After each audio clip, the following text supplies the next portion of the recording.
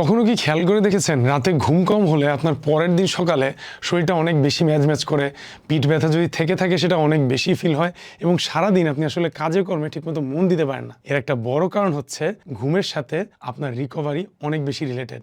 ঘুম কম হলে যে জিনিসটা হয় সেটা হচ্ছে হলো গিয়ে আপনার বডি রিকভার করার সুযোগটা ঠিকমতো পায় না। আপনার বডিতে যে ইনফ্লেমেশন বা প্রদাহ আছে এটাও কমার সুযোগ হয় না, আর পেইন থ্রেশহোল্ড অনেক কমে যায়, বডি পেইনের সেন্সিটিভিটিটা বেড়ে যায়। তার মানে হচ্ছে আপনার সাধারণ সময় ব্যথা যদি 1 থেকে 10-এর মধ্যে 4 হয়ে থাকে, ঘুম কম হলে এই ব্যথাটাই আপনার 7 কিংবা 8 মনে হবে। তার মানে ব্যথার তীব্রতা অনেক বেড়ে যাবে। এখন রোজার মাসে যে জিনিসটা হয়, ঠিকমতো 8 ঘন্টা তো কারোরই ঘুমের সুযোগ হয় না। তারাবি থাকে, সেহরি থাকে, আর এতদিন একটা বদ অভ্যাস, আমরা 12টার আগে তো ঘুমাতে পারি না। সেই কারণে আমাদের ঠিকমতো ঘুমের সাইকেলগুলো পূরণ হয় না। এখন এর সমাধান আসলে কি করা যেতে পারে যাতে করে আমরা ঘুমটার ম্যাক্সিমাম বেনিফিট নিতে পারি এবং ব্যথাটা আসলে না বাড়ে? প্রতিটা মানুষেরই মোটামুটি স্লিপ সাইকেল হয় 90 মিনিট বা 1.5 ঘন্টা। এখন 6 ঘন্টায় মানুষের 4টা সাইকেল কমপ্লিট হয়।